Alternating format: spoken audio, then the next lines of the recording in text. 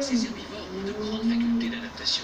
Ça fait 45 millions d'années qu'ils sont apparus et ils vont perdurer encore 30 millions d'années. Passer 75 millions d'années sur la Terre, c'est plutôt bien. Et ils sont arrivés à coloniser absolument tous les continents.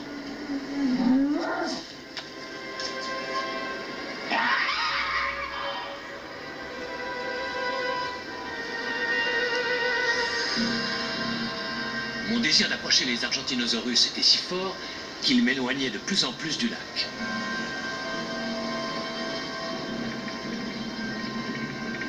Pour trouver le chemin qu'ils suivaient au cours de leur migration, je suis même allé jusqu'à l'océan. J'ai fait tous ces kilomètres pour m'apercevoir que la côte est trop escarpée pour des animaux aussi gros. Donc, comme je vous disais, pour des animaux de la taille des Argentinosaurus, ce n'est pas un chemin possible. En revanche, c'était l'habitat idéal pour un autre groupe de dinosaures qui se développait allègrement. Les ptérosaures. Voici l'un des spectacles les plus fascinants du monde préhistorique.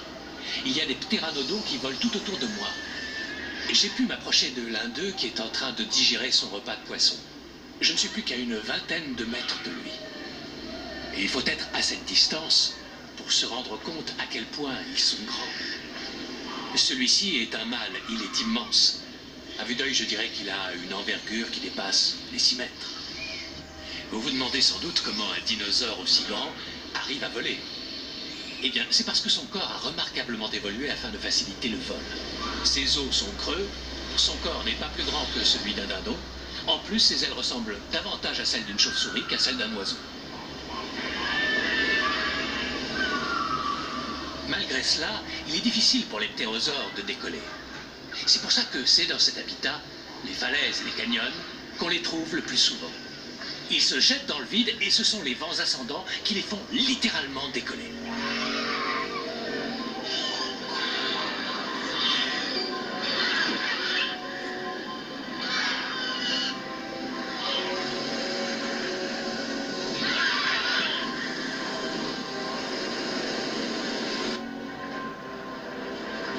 En tout cas, si moi je n'ai pas trouvé les dinosaures géants, eux m'ont trouvé, enfin mon campement.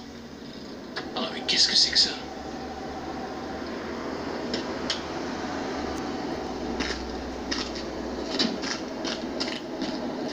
Oh non, c'est pas vrai.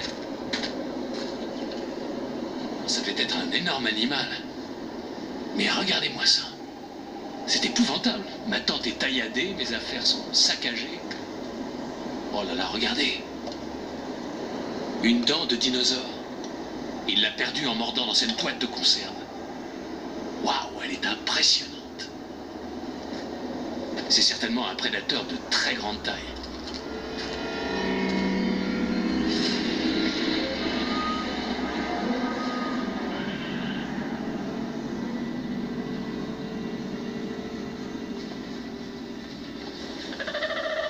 J'ai passé une nuit blanche. Je pense que je rêvais de faire un safari avec des dinosaures.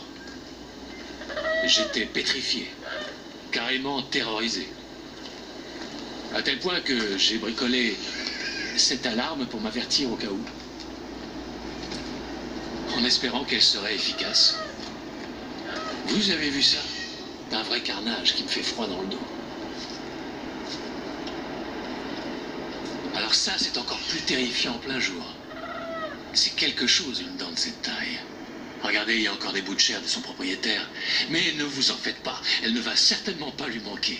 Les dinosaures sont comme les requins et les alligators. S'ils mordent dans quelque chose qui est trop dur, leurs dents tombent et alors d'autres repoussent. Certains groupes de dinosaures ont pu user comme ça jusqu'à 500 dents au cours de leur vie. Avouez que ça, c'est une arme redoutable.